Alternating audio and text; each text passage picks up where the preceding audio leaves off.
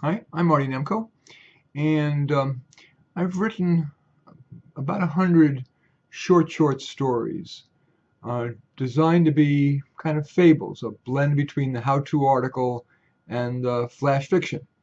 They take about 3 or 4 minutes to read aloud each, and I thought I would read you a few. This is the book, by the way. I put them together, the best 60 of my 100 songs. It's called Modern Fables. Just came out July 2017, and so here is one. This one's about work, and it's called Worth. Gerald's mother sowed the seeds of her son's inflated self-confidence. Gerald, you're so smart. Gerald, you draw so well. Gerald, you're so handsome.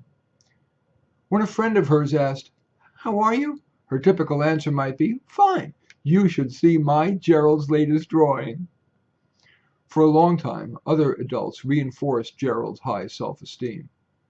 He got mainly A's, great inflated A's. He suppressed thoughts about the B's and the tactfully offered, quote, areas for growth. After school, Gerald took art lessons, but his first art tutor was tough on his work. So Gerald's mother replaced him with a tutor whose philosophy was 3 praises for every suggestion. Gerald wouldn't take in the less laudatory messages that the world was sending him.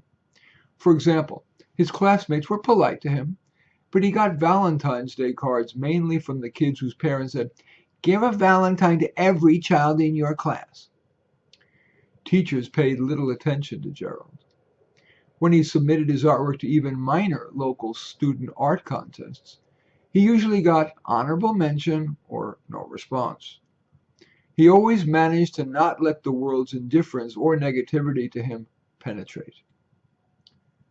When Gerald applied to 3 art colleges and all admitted him with a scholarship, a 1 year, no renewal guaranteed, few $1,000s off the $40,000 sticker price, he interpreted the admission and scholarship as validation he could become a professional artist.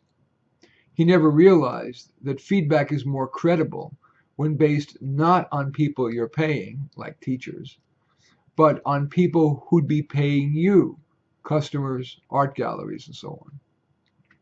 Indeed, in art college, Gerald's instructors bestowed much more praise than criticism. And buoyed by that, he stayed the 5 years it took to finish his BFA.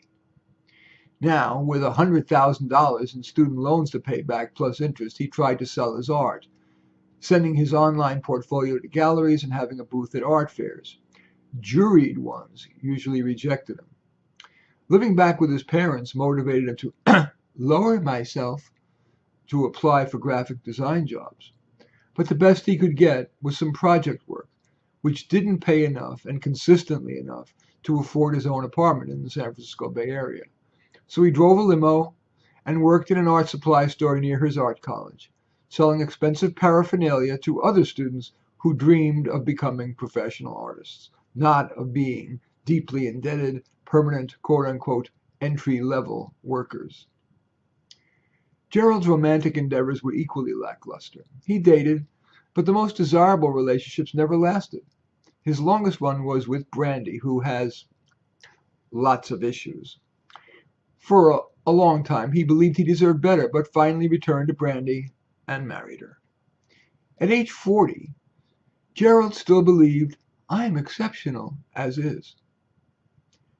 Then he read a high school graduation speech by preeminent biographer David McCulloch.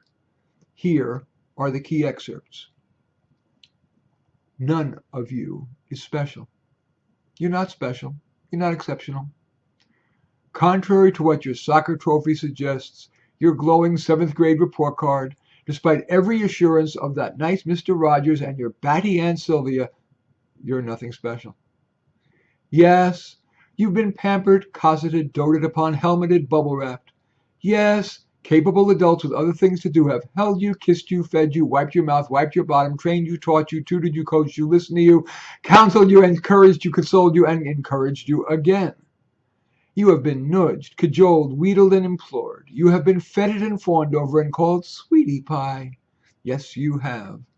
And certainly we've been to your games, your plays, your recitals, your science fairs. And now you've conquered high school. And indisputably, here we're all gathered for you. But do not get the idea you're anything special. Because you're not. Across the country, no fewer than 3.2 million seniors are graduating about now from more than 37,000 high schools.